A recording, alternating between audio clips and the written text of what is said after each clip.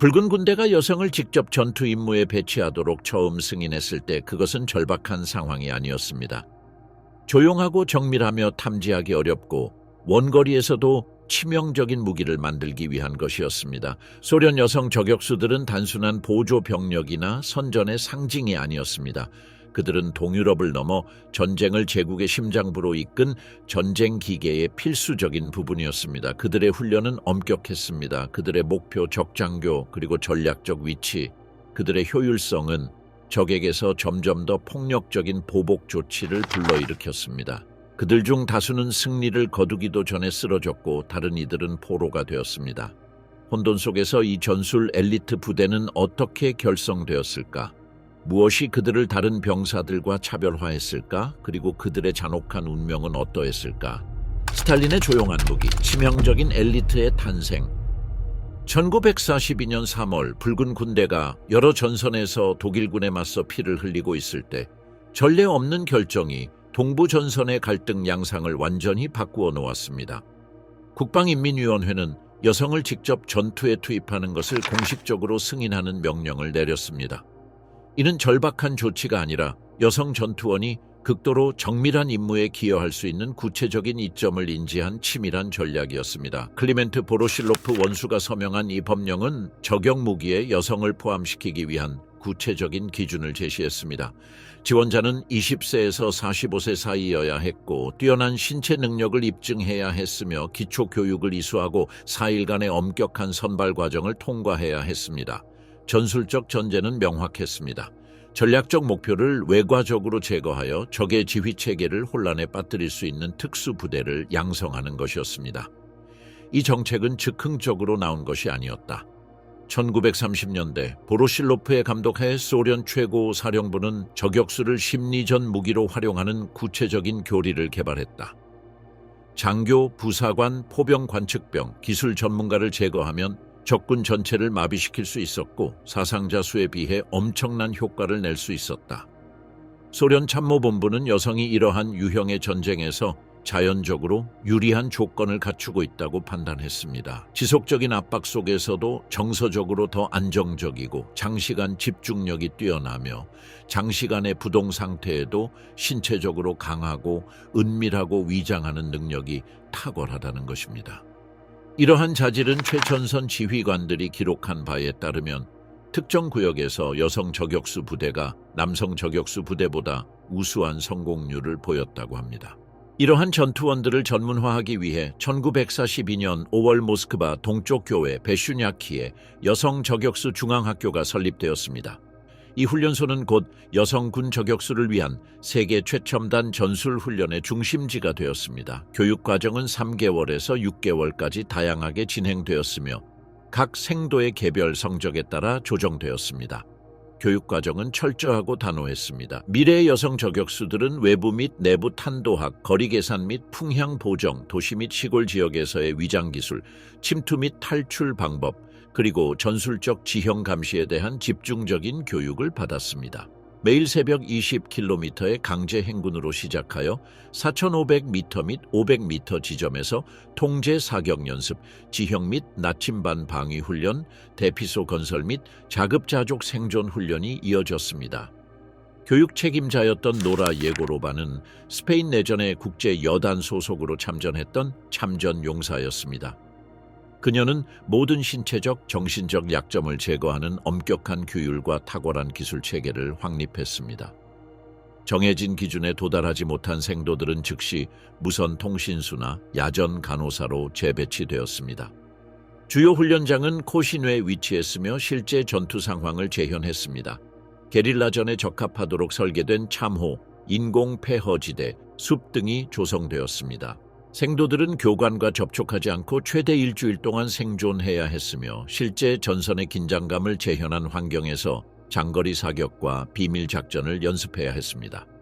여성 저격수의 표준 무장은 3톤 5배율의 PU 망원 조중령을 장착한 모신나강 M1891 30 소총이었습니다. 1932년 저격수용으로 특별히 개조된 이 소총은 최대 800m의 유효 사거리를 자랑하며 소련군 무기 중 가장 신뢰할 수 있는 정밀 무기로 자리매김했습니다. PU 광학 조중형은 놀이소의 상자에 영구적으로 장착되어 안정성과 일관된 정밀도를 보장했습니다. 각 여성 저격수에게는 주 소총 외에도 보조무기로 토카레프 TT-33 권총, 작전 구역에 따라 조정된 전문의 위장복 또는 민간복, 방수 캔버스, 건조식량, 전투용 칼, 나침반, 공식 야전 기록부 등 생존 장비가 지급되었습니다. 또한 소총용 접이식 삼각대와 실루엣을 흐리게 처리하기 위한 시각적 흐림 효과도 제공되었습니다. 각 여성 저격수는 사망이 확인될 때마다 직속 상관의 서명이 필요했던 사상자 기록부를 소지했습니다. 저격수의 사망 기록은 독립적인 관찰자에 의해 검증된 후 해당 전선 참모부에 보고되었습니다. 이러한 기록 체계는 통계의 정확성을 보장하고 선전적인 수치 부풀리기의 가능성을 제거했습니다. 여성 저격수들은 졸업 후 특정 전술적 기준에 따라 전략적으로 배치되었습니다. 그들은 일반적으로 사단당 2~3명씩 무리를 지어 삼림지대, 폐허가 된 마을, 전진선 또는 후퇴 구역에 배치되어 고지대나 적의 사각지대에서 작전을 수행할 수 있었습니다. 그들의 효율성은 단순히 사상자 수뿐만 아니라 적군에게 미치는 심리적 영향으로도 측정되었으며 적군은 예방 조치를 기하급수적으로 강화해야 했습니다. 그들의 활동이 가장 체계적이고 기록에 남아있는 전선으로는 칼리닌 전선이 있는데 이들은 독일 감시병을 제거한 공로로 두각을 나타냈습니다. 벨라루스 전선과 제1발트 전선에서는 보급선을 상대로 공세를 펼쳤고 우크라이나 전선에서는 경보병 사단에 대한 전문 지원 역할을 했습니다. 가장 성공적인 부대 중 하나는 1943년 6월 자율부대로 창설된 제배저격대대였습니다. 붉은 군대 내부 보고서에 따르면 이 부대는 1만 2천 명 이상의 사망자를 기록하며 소련군의 숨겨진 힘을 상징하게 되었습니다. 이 부대는 거의 완벽한 전술적 자율성을 가지고 작전을 수행하며 자체적인 목표와 접근 방식을 선택했습니다. 여성 저격수가 붉은 군대에 편입된 것은 소련 군사교리의 조용한 혁명을 의미했습니다. 이는 선전에 대한 양보나 사회 실험이 아니라 구체적인 결과에 기반한 전술적 결정이었습니다. 여성 저격수는 스탈린의 조용한 무기가 되었고 인류 역사상 가장 잔혹한 분쟁의 그늘 속에서 작전을 수행한 치명적인 병력이 되었습니다. 로자샨이나 동프로이센에 보이지 않는 공포. 붉은 군대 군사기록 보관소에서 로자 거르기에브나 샤니나만큼 빈번하고 일관된 이름을 가진 사람은 거의 없습니다. 그녀의 흔적은 전투의 그림자 속에 숨겨진 것이 아니라 분쟁을 겪은 후에도 공식 보고서, 신문 그리고 개인 일기에 꼼꼼하게 기록되어 있었습니다. 이 정예 여성 저격수의 이야기는 어린 유치원 교사가 어떻게 동부 전선에서 가장 치명적인 사냥꾼 중 한 명으로 거듭났는지 보여줍니다. 1924년 4월 3일 볼로그다 주 예드마 마을에서 태어난 샤니나는 러시아 시골 한적한 곳에 벌목군 가문에서 자랐습니다. 교육학을 전공한 후 아르항겔스크에서 아이들을 가르치던 중 그녀의 운명을 영원히 바꿔놓을 전쟁이 허리케인처럼 몰아닥쳤습니다. 1941년 12월 레닌그라드 포위전에서 오빠 미하일이 전사했다는 소식을 접한 샤니나는 짧은 여생을 좌우할 결정을 내리게 되었습니다.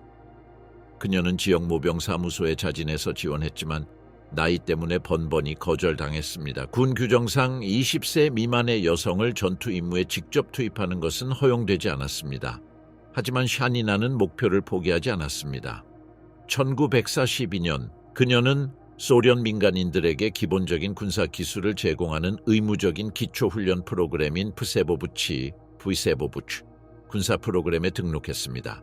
그녀의 끈기는 마침내 1943년 모스크바의 여성 저격수 중앙학교에 입학하면서 결실을 맺었습니다. 이후 진행된 훈련은 혹독하고 변화를 가져왔습니다. 4개월 동안 샤니나는 정밀전의 도구가 되는 법을 익혔습니다. 그녀는 표준 소총의 탄도학을 숙달하고 어떤 지형에서도 자신을 보이지 않게 하는 위장 기술을 개발했으며 적의 목표물에 발각되지 않고 접근할 수 있는 침투 기술을 완벽하게 익혔습니다. 그녀는 1944년 4월 우등으로 졸업했는데 특히 장거리 사격 훈련에서 두각을 나타냈습니다. 그녀의 교관들은 그녀에게 신입 여성 저격수 훈련 교관으로 계속 근무할 것을 권유했지만 샤니나는 즉시 현역 전선으로의 전속을 요청했습니다. 그녀의 군 복무 기록에 따르면 그녀는 1944년 4월 2일 제3벨라루스 전선 제184소 총병사단의 상사 계급으로 배치되어 전선에 편입되었습니다. 샤니나의 첫 번째 작전 배치는 1944년 6월 비첵스크 오르샤 공세 때였습니다. 붉은 군대가 후퇴하는 독일군 방어선을 돌파하며 진격했던 이 지역에서 샤니나는 최초로 기록상 사살을 기록했습니다. 그녀의 첫 번째 희생자는 4월 5일 비첵스크 외곽에서 총격으로 사망했습니다. 이는 겨우 9개월 동안 지속되었지만 그녀를 소련 저격계의 전설로 만들어준 그녀의 군 경력의 시작을 알렸습니다.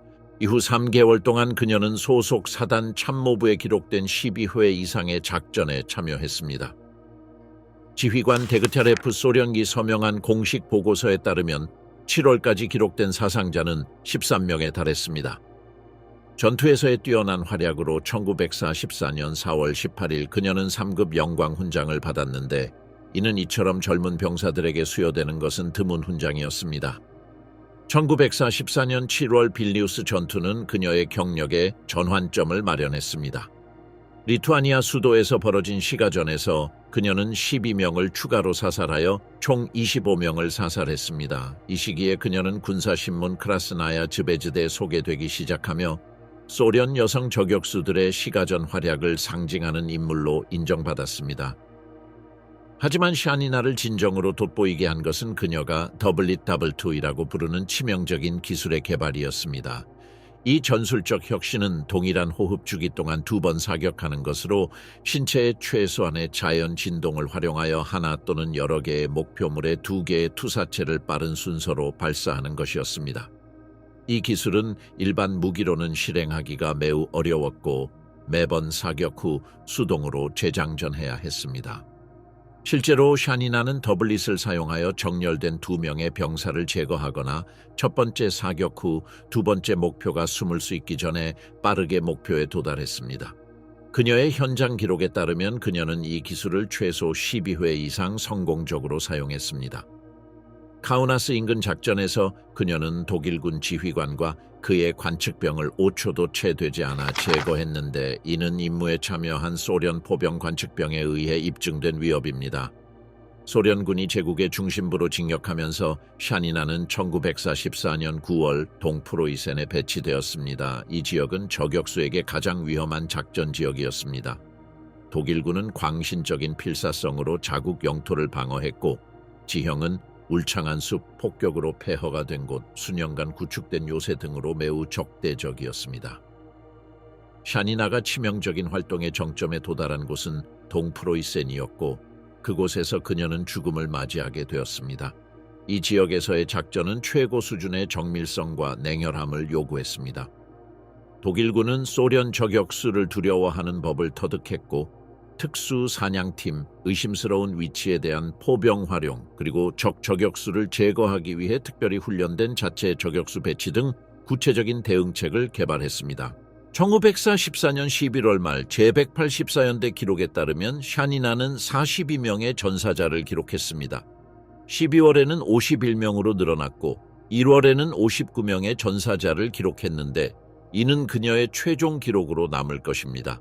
이 모든 사상자는 분대 관측병에 의해 기록되었고 전선 참모부에 제출된 1일 전투 보고서에 기록되었습니다.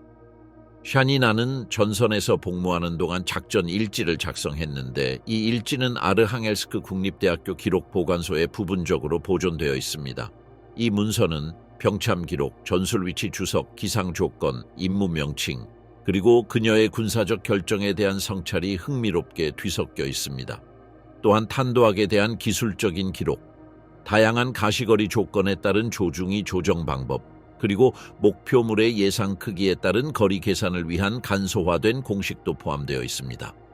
샤니나의 주목할 만한 특징은 자신이 직접 목격하고 경찰관들이 확인한 사망 사례만 기록하는 데 집착했다는 점입니다. 그녀는 일기에 자신이 직접 목격하지 않았거나 목격자의 증언이 없는 사망 사례는 절대 기록에 포함하지 않는다고 적었습니다.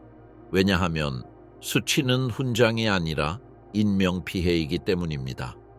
이러한 꼼꼼함은 추정이나 가정에 기반한 진술을 하는 다른 저격수들과 그녀를 차별화했습니다. 1945년 1월 27일 일름스도르프 외곽 늪지대를 통과하는 전진작전 중 그녀의 부대가 최후를 맞이했습니다. 그녀의 부대는 노출된 지역을 통과하던 중 독일군의 박격포 공격을 받았습니다. 그녀의 분대 포병대 지휘관이 파편에 맞아 쓰러졌고 그를 엄호할 군사적 의무가 없었던 샤니나는 적의 끊임없는 포격을 받으며 그의 위치로 기어갔습니다. 이후 보고서에 서명한 바실리 메르클로프 대위의 보고서에 따르면 샤니나는 다른 병사들이 그를 후송하는 동안 부상당한 장교를 자신의 몸으로 감쌌습니다. 이 과정에서 그녀는 허리와 몸통에 박격포 파편을 맞았습니다. 이 상처로 인해 심각한 내부 출혈이 발생했고 전투가 격렬했던 탓에 적절한 치료를 받지 못한 채 몇 시간 후 사망했습니다. 그녀는 동료들에 의해 전투 장소 근처에 묻혔는데 땅에 꽂힌 총검과 군번줄로만 확인되는 임시 무덤에 묻혔습니다. 그녀의 사망은 유럽에서의 전쟁이 끝나기 정확히 3개월 전인 1945년 1월 28일에 공식적으로 기록되었습니다. 알리아 몰다굴로바 독일군의 악몽. 알리아 누르무하메토브나 몰다굴로바의 이야기는 제2차 세계대전 중 기록된 가장 놀라운 개인적 변화 사례 중 하나입니다. 카자흐스탄 초원의 고아로 태어나 18살의 나이에 백병전에서 전사하기까지 그녀의 삶은 어떻게 전쟁이 불가능해 보이는 환경에서 치명적인 병사들을 만들어냈는지 보여줍니다. 1925년 10월 25일 악토베 지역 블라크 지역에서 태어난 알리아는 어린 시절 어머니를 잃었고 아버지는 스탈린주의 숙청 당시 구금되었습니다. 이러한 비극으로 그녀는 국가 고아가 되어 군인이었던 삼촌 사비르 몰다굴로프의 보호 아래 레닌그라드로 이송되었습니다. 그녀는 레닌그라드 46번 기숙학교에 공식적으로 등록되었고 그곳에서 소련 제도 특유의 질서 정연하면서도 인간미 없는 일상을 보내며 살았습니다.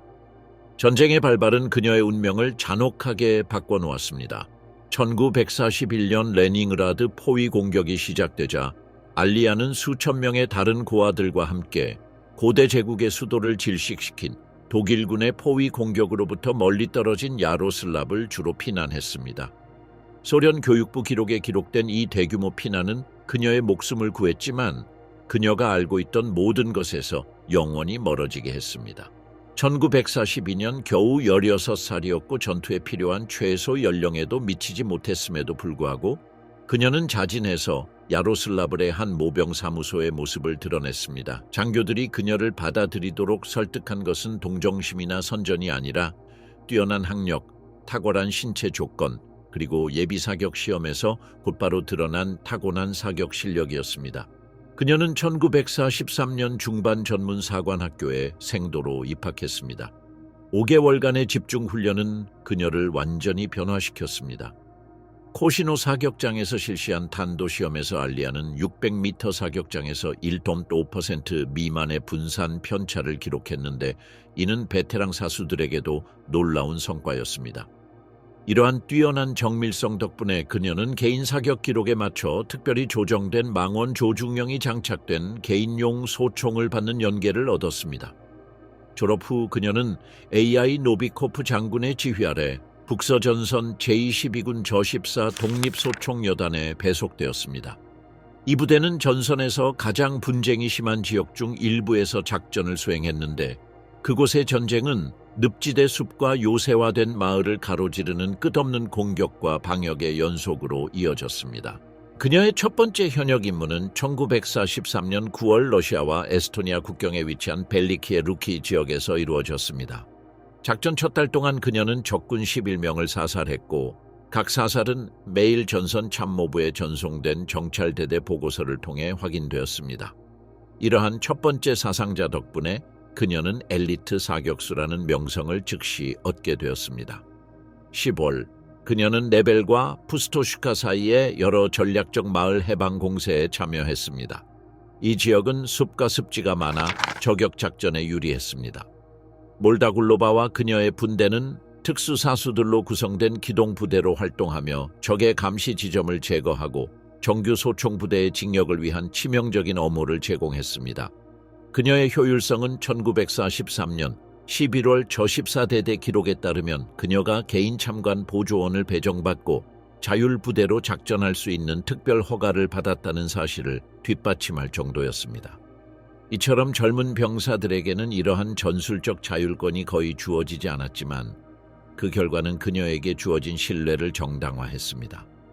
1943년에서 1944년으로 이어지는 혹독한 겨울 동안 그녀는 네벨 호수 근처 얼어붙은 숲의 방어 진지에 집중했습니다.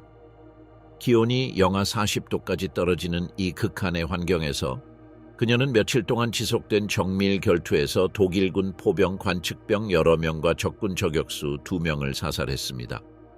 보관된 기록에 따르면 1943년 12월 그녀가 기록한 사망자 수는 56명으로 증가했습니다. 주석에는 추정치나 가정이 포함되어 있지 않았습니다. 각 사상자에는 군대 지휘관인 이반 골리코프 중위가 직접 서명했으며 그의 서명은 모든 보존 문서에 남아 있습니다. 이처럼 꼼꼼하게 기록된 덕분에 통계의 절대적인 정확성이 보장되었습니다. 그녀의 생을 마감하게 될 작전은 1944년 1월 11일 노보소콜리키 지역 카자치카 마을 인근에서 독일군의 방어선을 돌파하기 위한 저14 소총대대의 공세 중에 시작되었습니다. 작전의 목표는 적진을 돌파하여 소련군의 주요 징역을 위한 교두보를 확보하는 것이었습니다. 그날 작전 보고서는 몰다굴로바의 부대가 전선 전체를 장악한 요새화된 참회에서 MG-34 중기관총 사격으로 요격당했다고 설명합니다. 적의 진지는 완벽하게 위장되어 소련 관측병에게는 보이지 않았지만 그곳에서 발사된 사격은 돌격 부대에 심각한 사상자를 냈습니다. 몰다굴로바는 측면 각도에서 진지를 무력화하라는 명령을 받았습니다. 아나톨리 수로프 대위가 서명한 후속 보고서에 따르면 몰다굴로바는 적의 끊임없는 포격 속에서 200m 이상을 기어가며 이동했고 어떤 움직임이라도 치명적일 수 있는 완전히 노출된 지형을 횡단했습니다. 독일군의 포격이 거세지자 몰다굴로바는 센티미터씩 전진하며 3시간 이상 접근했습니다. 위치를 잡은 그녀는 참호 양 끝에 배치된 독일군 3명을 체계적으로 제거한 후 기관총 사수에게 사격했습니다. 그녀의 사격은 수개월간의 훈련과 전투를 통해 길러진 특유의 정밀함으로 이루어졌습니다. 그러나 독일군의 수류탄이 그녀의 위치 근처에 떨어졌고 왼쪽 어깨와 오른쪽 허벅지에 파편이 박혀 부상을 입었습니다. 부상과 출혈에도 불구하고 몰다굴로바는 적 참호를 향해 계속 진격했습니다. 그녀는 총에 맞은 독일군에게서 빼앗은 MPCT 리티블리 아토믹 소총으로 소총을 교체하고 즉시 적의 무장에 적응하여 전투를 계속했습니다. 연대 공식 보고서에 포함된 골리코프 중위의 증언에 따르면 이어진 6탄전에서 그녀는 다른 독일군 병사 3명을 사살하고 참호를 완전히 정리하는 데 기여했습니다. 이 작전으로 나머지 소련 소대원들이 진지를 점령할 수 있었지만 몰다굴로바는 전투 마지막 순간에 복부에 직격탄을 맞았습니다. 그녀는 즉시 야전 의무대로 후송되었고 그곳에서 군의관들은 그녀의 목숨을 구하기 위해 몇 시간 동안 사투를 벌였습니다. 그러나 내상이 너무 심각하여 그녀는 1944년 1월 14일에 사망했습니다. 같은 날 공식적으로 마감된 그녀의 복무 기록에는 5개월도 차에 되지 않는 활동 기간 동안 총기로 78명의 적을 사살한 기록이 있습니다. 이 기록 덕분에 그녀는 붉은 군대에서 가장 치명적인 여성 저격수 중 한 명으로 꼽혔는데 특히 그녀의 젊은 나이와 짧은 군 경력에도 불구하고 더욱 그렇습니다. 타티아나 바람지나 전쟁 중 가장 잔혹한 처형. 포로로 잡힌 소련 여성 저격수들에게 자행된 잔혹 행위에 대한 기록된 모든 사례 중에서 체계적인 잔혹 행위와 고의적인 가학성이라는 측면에서 타티아나 니콜라예브나 바라지나의 운명을 따라올 수 있는 사례는 없습니다. 그녀의 이야기는 뛰어난 전투원의 증언일 뿐만 아니라 동부 전선에서의 전쟁이 전쟁포로 처우에 대한 모든 관습을 어떻게 초월했는지를 보여주는 가장 생생한 증거이기도 합니다. 1919년 12월 19일 우드무르트 자치 소비에트 사회주의 공화국 글라조프에서 태어난 타티아나는 교육과 공직을 중시하는 가정에서 자랐습니다. 몰로토프 교육대학을 졸업하고 지리학을 전공했는데 이 직업을 통해 지형과 방위에 대한 지식을 쌓았고 이는 이후 군 복무에 중요한 역할을 했습니다. 바르바로사 작전으로 소련이 거대한 전장으로 변모했을 때 타티아나는 여러 가지 방법으로 전쟁에 기여하기로 결심했습니다. 먼저 소련 보건부가 주관하는 6개월 야간 간호 과정에 등록하여 야전 의료 보조원 자격증을 취득했습니다. 동시에 디오사이프 협회가 주관하는 저격수 과정에도 등록했는데 그곳에서 그녀의 지리적 지식과 타고난 조정 능력은 단번에 그녀를 두각을 드러냈습니다. 장거리 사격 훈련에서 타티아나는 탁월한 소질을 발휘하여 진급에 가장 적합한 후보군 중 하나로 자리매김했습니다. 거리 계산 능력, 바람 보정 능력, 그리고 압력에서도 정밀성을 유지하는 능력은 그녀를 고급 훈련의 이상적인 후보로 만들어주었고 1943년 6월 입대했습니다. 이후 진행된 훈련은 철저하고 혁신적인 것이었습니다. 5개월 동안 타티아나는 표준 무장 사용법을 숙달하고 첨단 위장 및 침투 기술을 개발했으며 악조건 속에서도 생존 기술을 완벽하게 익혔습니다. 훈련장에서 기록된 그녀의 사격 기록은 400m에서 600m 사이의 이동 표적에 대해 92%의 정확도를 보여줍니다. 그녀는 1943년 말 훈련을 마치고 제74단 제252 소총연대에 배치되어 이반 갈라닌 소장의 지휘 아래 제3벨라루스 전선에 통합되었습니다. 전선에 복무한 첫 3개월 동안 그녀는 16명의 사상자를 냈으며 이는 부대 지휘관이 서명한 일일 보고서에 기록되어 있습니다. 1944년 중반 붉은 군대는 벨라루스를 독일군으로부터 해방하고 독일 국방군 중앙집단군을 격파하기 위한 대규모 공세인 바그라티온 작전을 개시했습니다. 타티아나는 페칼린 마을 인근 적진 후방에서 소련군 주력 부대가 도착하기 전에 전략적 요충지를 확보하는 것을 목표로 하는 공격 작전에 배치되었습니다. 그녀의 대대인 제252연대 3대대는 야간의 경정을 이용하여 강을 건너 이동했습니다. 그들은 최소 24시간 동안 진지를 유지하라는 지시를 받았고 이는 주력 부대가 추가 교두보를 구축할 충분한 시간을 확보하기 위한 것이었습니다. 1944년 7월 4일 타티아나는 47명의 병사들과 함께 마을 근처 삼림지대로 파병되었습니다. 그날 그녀는 치명적인 정밀성을 자랑하는 소총으로 독일군 여러 명을 사살하는 동시에 분대의 징역을 전략적으로 엄호했습니다. 그날이 끝날 무렵 부대는 심각한 사상자를 냈고 부상자 몇 명은 버려진 농장 창고 아래 임시 대피소에 모여 있었습니다. 대피소는 타티아나가 간호사로서 훈련을 받을 수 있는 임시 의료소로 빠르게 개조되었습니다.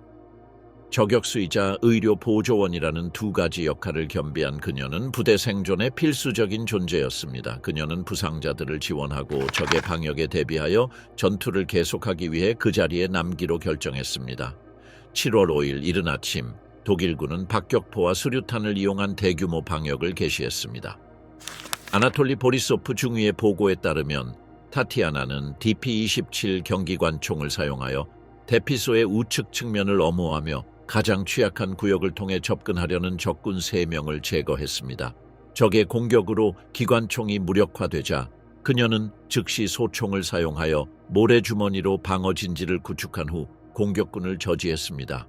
남은 탄약이 14발뿐이고 증원군을 받을 가능성도 없었던 타티아나는 우세한 병력에 맞서 2시간 넘게 저항했습니다.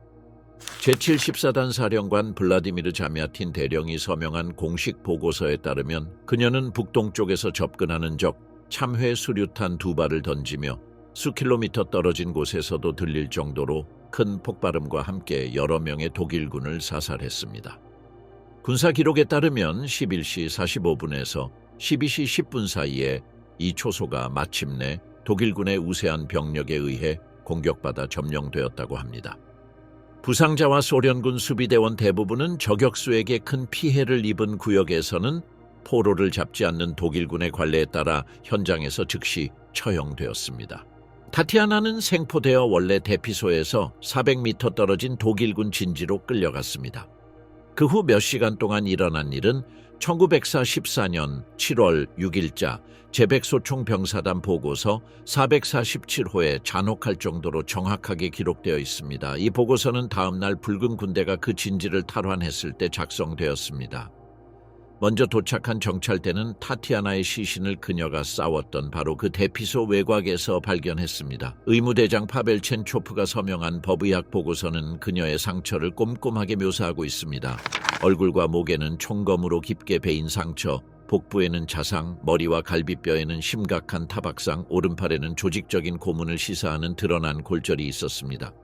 그러나 사망 원인은 고의로 근거리에서 발사된 45mm 포탄의 충격으로 두개골이 완전히 파괴된 것이었습니다. 사용된 포탄은 VR-240으로 확인되었는데 일반적으로 경전차 무기에 장착되었지만 독일군이 소련군 진지를 공격하기 위해 노획한 포병대에도 사용되었습니다. 그 파괴의 심각성은 그녀의 특징적인 따은 머리와 저격수 휘장이 새겨진 제복 조각으로만 그녀를 알아볼 수 있을 정도였다. 대전차포의 충격은 공식적으로 고의적인 처형으로 묘사되었는데 이는 전례도 없고 군사적 정당성도 없는 살인의 한 형태였다. 처형된 소련군 병사들의 시신은 처음에는 전투 장소 근처의 집단 매장지에 매장되었습니다. 타티아나의 이름은 문서번호 1638에 제252 소총연대의 회복 불가능한 사상자 중 한 명으로 등록되어 있었지만 그녀의 사망 경위가 매우 특이하여 특별조사 대상으로 지정되었습니다. 1944년 7월 18일 잠야틴 대령은 벨라루스 전선방위위원회에 타티아나 바람진에게 소련 영웅 칭호를 추서해 줄 것을 긴급 요청했습니다. 이 파일에는 1.1 전투 보고서, 생존자 증언, 유해의 법의학적 사진, 그리고 각 부상을 기록한 완전한 의료 보고서가 포함되어 있었습니다. 그녀의 사건을 통해 수집된 문서는 이후의 전쟁 범죄 수사의 중요한 증거가 되었습니다. 소련 수사관들은 사진과 법의학적 기록을 활용하여 전쟁포로 특히 여성 전투원들에게 자행된 잔혹 행위의 체계적인 양상을 기록했습니다. 류드밀라 파블리첸코, 미국을 정복한 여성 저격수. 제2차 세계대전에 참전한 소련 여성 저격수 중 류드밀라 미하일로브나 파블리첸코는 국제적인 주목을 받거나 외교적 인정을 받은 적이 없습니다. 군 기록에 309명의 적을 사살한 기록이 있는 그녀는 붉은 군대에서 가장 치명적인 여성 저격수가 되었고 분쟁의 가장 중요한 시기에 소련 선전의 핵심 인물이 되었습니다. 1916년 7월 12일 우크라이나 벨라야 체르코프에서 태어난 류드밀라는 1930년 소련의 산업화로 우크라이나 도시들이 대량 생산의 중심지로 변모하면서 가족과 함께 키예프로 이주했습니다. 14세에 그녀는 민간인들에게 기초 군사 기술을 교육하는 소련 중군사 조직인 도사F 산하 사격 클럽에서 훈련을 시작했습니다. 이러한 초기 훈련은 그녀의 이후 발전에 중요한 토대가 되었습니다.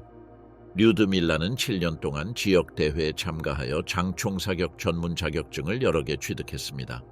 스포츠 사격에 대한 그녀의 헌신은 키예프 지역 최고의 민간 사격 선수 중 한 명으로 자리매김했으며 대부분의 군인들이 수년간 개발해온 정밀 사격 기술을 완벽하게 숙달했습니다. 1937년 그녀는 키예프 대학교에 입학하여 역사를 공부했습니다. 이 과정에서 그녀는 군사 전략 지리 그리고 갈등 분석에 대한 지식을 쌓았고 이는 그녀의 사격 실력을 완벽하게 보완해 줄 것이었습니다.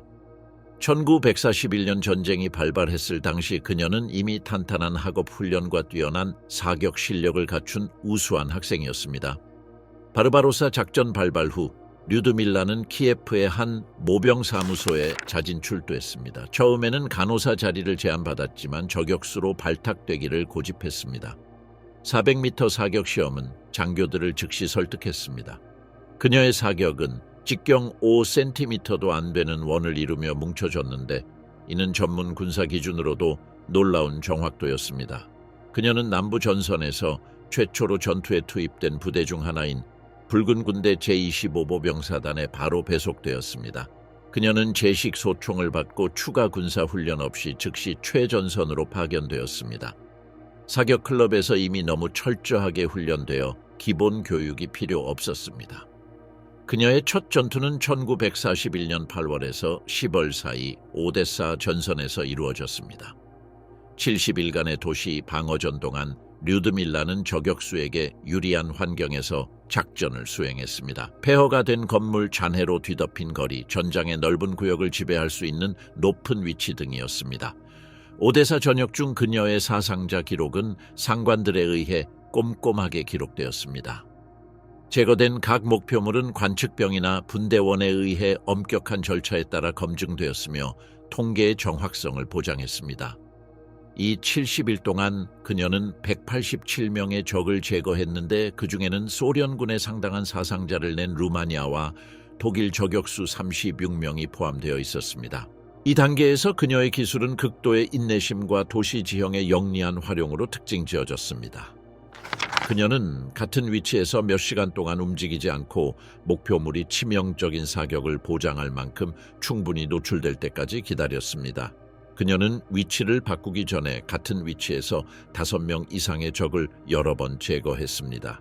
1941년 10월 소련군이 오데사에서 철수해야 했을 때 제25사단은 크림반도의 세바스토폴로 이전했습니다.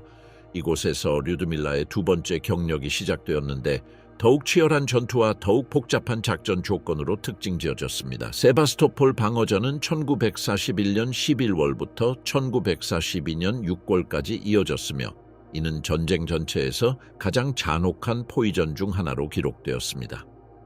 류드밀라는 참호전, 지하 터널, 그리고 폭격된 구조물로 점철된 환경에서 작전을 수행했으며 각 진지를 미터 단위로 점령해야 했습니다. 그녀의 기술은 이 새로운 환경에 적응하며 발전했습니다. 그녀는 파괴된 건물 안의 높은 곳을 활용하는 방법을 개발하고 바위투성이 지형의 불규칙성을 이용하여 며칠 동안 숨어 있을 수 있도록 했습니다. 또한 적의 포격으로부터 보호해주는 터널과 천연 동굴에서 사격하는 기술을 완성했습니다. 이 시기에 그녀는 특히 절대적인 정확도보다 사격 속도가 더 중요한 상황에서 망원 조중형이 달린 토카레프 SBT-40 반자동 소총을 사용하기 시작했습니다. 이러한 무장 변경 덕분에 그녀는 다양한 전투 유형에 적응할 수 있었습니다. 장거리에서 극도로 정밀한 사격을 위해서는 표준 소총을, 여러 발의 빠른 사격이 필요한 상황에서는 토카레프를 사용했습니다. 제25연대 제3대대 보고서에 따르면 1941년 12월부터 1942년 2월까지 그녀는 72명의 적을 추가로 사살했는데 그 중에는 해당 구역에 중대한 사상자를 낸 독일 저격수 최소 6명도 포함되어 있었습니다. 이러한 저격전은 며칠 동안 지속될 수 있었으며 두 사수는 서로를 관찰하고 이동 패턴을 계산하며 결정적인 사격을 위한 완벽한 순간을 기다렸습니다. 1942년 3월 그녀는 중위로 진급하여 특수 저격수 소대를 지휘할 권한을 부여받았습니다. 이 진급은 그녀의 개인적인 능력뿐 아니라 다른 저격수들을 훈련하고 지휘할 수 있는 능력까지 인정받은 것이었습니다. 5월 말 그녀의 확인된 사상자는 309명으로 증가했는데 이는 남부 전선 참모본부가 공식적으로 기록한 수치입니다. 그녀의 현역 생활은 1942년 6월 2일 새로운 사격 위치로 이동하던 중 박격포 파편에 부상을 입으면서 갑작스럽게 끝났습니다. 그녀는 세바스토폴의 야전 병원으로 후송되었고 이후 치료를 위해 후방으로 이송되었습니다. 그녀는 부상에서 회복되었지만 사령부는 그녀를 직접 전투에 복귀시키지 않기로 결정했습니다. 이러한 결정은 신체적 무능력 때문이 아니라 선전적 상징으로서 그녀의 가치를 인정했기 때문이었습니다. 소련 최고사령부는 류드밀라가 개별 전투원보다는 국제적 대표로서 전쟁 수행에 더 유용할 수 있다는 것을 알고 있었습니다. 그녀의 개인적인 사연과 군 경력은 그녀를 동맹국 외교 사절단에 적합한 인물로 만들었습니다. 1942년 8월 류드밀라는 북미로 향하는 소련 대표단에 배정되었습니다. 그 대표단의 목표는 다음과 같았습니다. 미국과 캐나다와 더욱 긴밀한 외교 관계를 구축하고 유럽에서 제2전선 개방에 대한 대중의 지지를 확보하고 독일의 침략에 저항할 소련의 능력과 결의를 보여주는 것이었습니다. 국제순방은 워싱턴 DC에서 시작되었으며 그녀는 백악관에서 프랭클린 디 루스벨트 대통령과 엘리너 루스벨트 영부인의 공식 영접을 받았습니다. 백악관 공식 사진 자료실에 자세히 기록된 이 만남은 전례가 되었습니다. 소련 전투원이 미국 대통령의 영접을 받은 것은 이번이 처음이었습니다. 미국 체류 기간 동안 류드밀라는 기자회견, 라디오 인터뷰, 노조 및 여성 단체와의 회의에 참석했습니다. 그녀는 매번 공식 석상에 나설 때마다 저격수 휘장과 훈장이 모두 드러난 군복을 입고 등장하여 소련 여성에 대한 미국인들의 기대와 대조되는 강렬한 시각적 효과를 만들어냈습니다. 그녀의 메시지는 일관되고 직설적이었습니다. 소련 전선의 상황을 설명하고 붉은 군대의 압박을 완화하기 위해 제2전선을 개방해야 할 시급성을 설명했으며 소련 저격수에 의한 독일군 사상자에 대한 구체적인 자료를 제공했습니다. 그녀는 감정적인 발언을 하지 않았고 연합군 군사지원 요청이라는 구체적인 목적 외에는 정치적인 문제를 다루지 않았습니다. 캐나다에서는 오타와에서 군장교들을 만났고 참전 용사단체들이 상징적으로 수여하는 공식 행사에도 참석했습니다. 영국에서는 군수 공장을 방문하여 영국군 관계자들을 접견하고 저격 전술과 특수 장비에 대한 기술 정보를 교환했습니다. 그녀는 순회 공연 중 선물로 미국산 윈체스터 소총, 망원경 조중형 포함을 받았는데 이는 그녀의 저격수로서의 경험이 국제적으로 인정받음을 보여주는 상징이었습니다. 이 소총은 현재 모스크바 중앙군사박물관에 보관되어 있으며 소련 저격수 관련 상설 전시의 일부로 전시되어 있습니다. 1942년 11월 소련으로 돌아온 류드밀라는 국방위원회로부터 연계로운 환영을 받았습니다. 최고 소비에트 상임위원회는 그녀에게 레닌 훈장과 금성 훈장과 함께 소련 영웅 칭호를 수여했습니다. 그녀의 군사 기록은 선전적 수정이나 데이터 인플레이션 없이 최종적으로 309명의 사상자가 기록된 상태로 보관되었습니다. 그녀는 완전히 회복한 후 중앙 저격수 학교의 강사로 배정되어 1953년까지 새로운 세대의 사수들을 훈련시켰습니다. 그녀의 교육 방법은 실제 전투 경험에 기반을 두었고 장거리 사격에 대한 그녀의 기술 보고서는 소련 저격수들의 표준 매뉴얼이 되었습니다. 니나 롭코프스카야, 베를린을 정복한 사령관. 니나 알렉세예브나 롭코프스카야의 이야기는 소련 여성 저격수 프로그램의 논리적 정점을 보여줍니다.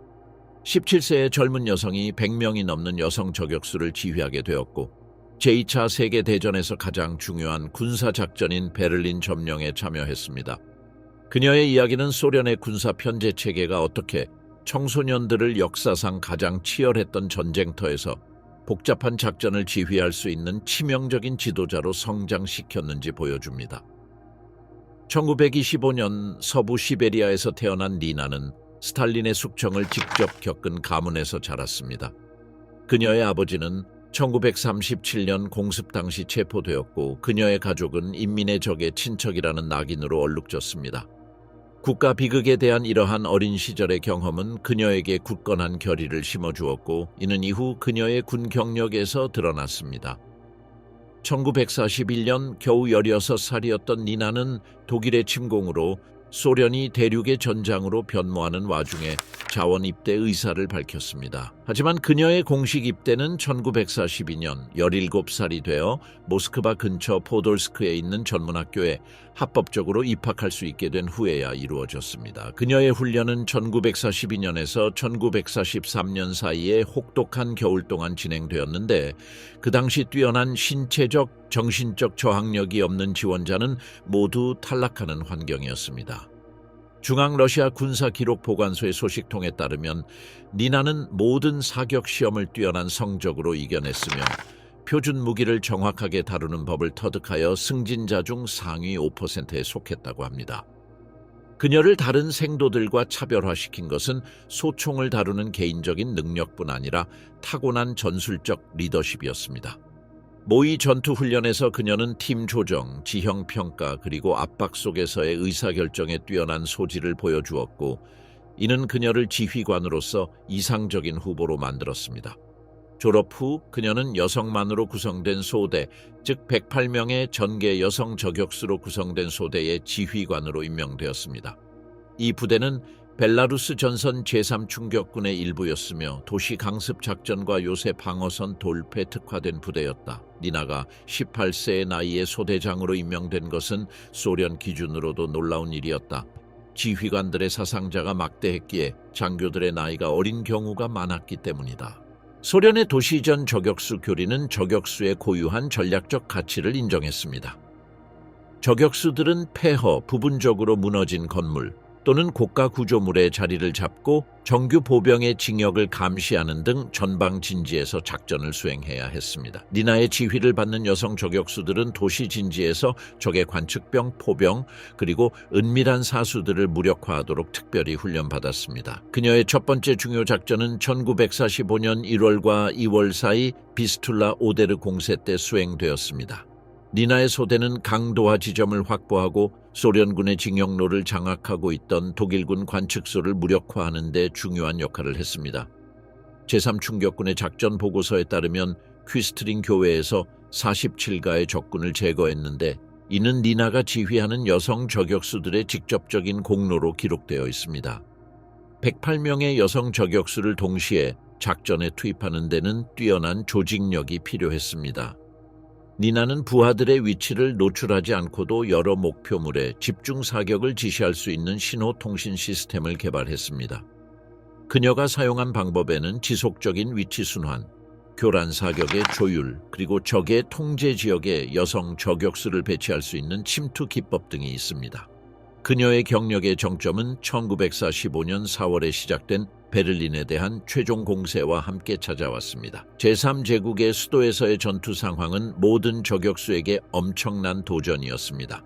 즉, 치열한 시가전, 절박한 독일군의 방어, 그리고 황폐해진 거리와 요새화된 건물을 1m씩 전진해야 하는 필요성이었습니다. 니나와 그녀의 소대는 소련군 제2공세지역에 배치되었는데 그들의 임무는 이미 점령된 독일군 저격수들이 남아 선발 부대에 사상자를 내고 있는 구역들을 소탕하는 것이었습니다. 이 임무에는 극도의 인내심, 시가전에 대한 상세한 지식, 그리고 잔해와 파괴된 건물 사이에 위장한 적의 위치를 파악하는 능력이 요구되었습니다. 크로이츠베르크 지역에서 벌어진 전투에서 그녀의 부대는 3일간의 연속 작전으로 적 사수 14명을 사살했습니다. 니나는 육군사관학교 건물에 설치된 지휘소에서 이러한 작전을 지휘했고 그곳에서 티어가르텐과 주변 지역의 목표물을 향해 조율된 사격을 지시했습니다. 저격수로서 그녀의 기술은 수년간의 전투를 통해 더욱 발전했습니다. 바람에 흔들리는 커튼, 망원경 조중이의 반사광, 담뱃불 무늬, 그리고 숨겨진 저격수의 존재를 알려주는 잔해의 미묘한 변화 등 최소한의 단서만으로 적의 위치를 파악하는 구체적인 방법들을 개발했습니다. 도시 전장을 읽어내는 이러한 능력은 그녀를 뛰어난 사냥꾼으로 만들었습니다. 4월 28일부터 5월 2일까지 제국의회 의사당 주변에서 벌어진 마지막 전투 동안 니나는 최종적인 상징적 목표지 주변 구조물에 배치된 독일 저격수 소대 진지를 제압하는 작전에 직접 참여했습니다. 그녀의 소대는 독일의회 건물 점령을 담당하고 있던 소련군 공격부대를 위협하는 여러 진지를 무력화했습니다. 그녀는 정규 돌격 보병에게만 허락되는 임무인 국회의사당의 소련기를 개양하는 데 참여하지는 않았지만 소련군이 적의 저격에 과도한 피해를 입지 않고 국회의사당에 접근할 수 있도록 치명적인 엄호를 제공했습니다. 제3군 문서는 그녀가 이 역사적인 작전에 참여했음을 증명합니다. 니나 롭콥스카야의 공식 사살 기록은 직접 사살한 적 89명으로 늘어났습니다. 이 수치는 1946년 소련 국방부 문서에서 확인되었습니다. 사살 대상에는 주로 포병 관측병, 기관 총수, 그리고 정밀 결투에서 사살된 적 저격수가 포함되었습니다. 니나는 극도로 정밀한 사격을 위해 망원 조중형이 장착된 표준 소총을 주로 사용했지만 전쟁 말기에는 저격수용으로 개조된 토카레프 SBT-40 반자동 소총도 채택했습니다. 이 이중 무장 덕분에 그녀는 다양한 시가전 유형에 적응할 수 있었습니다. 장거리 제거에는 주 소총을, 사격 속도를 높여야 하는 상황에는 토카레프를 사용했습니다. 그녀의 특징적인 전술은 적 저격수의 발각을 피하기 위해 높은 위치를 교묘하게 활용하고 끊임없이 위치를 바꾸는 것이었습니다. 이후 인터뷰에서 그녀는 생존의 비결은 같은 장소에 2발 이상 사격하지 않는 것이라고 단언했습니다. 이는 경험이 부족한 저격수들이 위험한 위치에 너무 오래 머물러 탈락하는 것을 보고 그녀가 개발한 규칙이었습니다. 1945년 5월 9일 베를린 함락과 독일의 항복 이후 니나는 적성훈장, 애국전쟁훈장 1급, 그리고 베를린 해방훈장을 받았습니다. 그녀의 훈장은 그녀의 개인적인 능력뿐 아니라 복잡한 작전에서 여성 저격수 부대를 지휘하는 탁월한 능력을 모두 인정받은 것입니다. 다른 유명한 소련 여성 저격수들과 달리 니나는 국제적인 선전 인물이 되지도 않았고 외교 사절단에도 파견되지 않았습니다. 그녀의 경력은 붉은 군대에서 계속되었고 1960년대 은퇴할 때까지 저격 교관으로 복무했습니다. 이처럼 오랜 군 복무 경력은 전문 교관으로서 그녀의 역량을 공식적으로 인정받았음을 보여줍니다.